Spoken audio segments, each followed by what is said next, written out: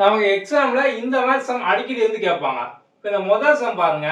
இந்த மாதிரி root of 5 root of 5 root of 5 5ஓ 4ஓ 2ஓ ஏதோ ஒரு நம்பர் வந்து இருக்கும். ரூட் ஆஃப் கொடுத்து கடைசியில் இந்த இன்ஃபினிட்டி வந்து இருக்கும்.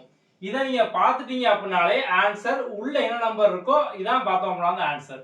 5 இருக்கா, அப்ப 5 ஆன்சர். இப்போ சப்போஸ் இங்க 10 இருந்தது அப்படின்னா 10 ஆன்சர், 2 இருந்தது அப்படின்னா 2 ஆன்சர். அவ்வளவுதான், சிம்பிள். இப்போ இதுல பாருங்க, இதுவும் அதே கொஸ்டின் தான், ஆனா இன்ஃபினிட்டி வந்து இல்லை. இப்போ என்ன பண்ணணும் அப்படின்னா இந்த நம்பரை அப்படியே முதல்ல வந்து எழுதுங்க. இப்போ அடுத்து இங்க எத்தனை 5 இருக்கு? 1 2 3 3 5 இருக்கா? அப்ப நம்ம வந்து 2 3 வாட்டி மல்டிப்ளை பண்ணணும். 2 × 2 × 2.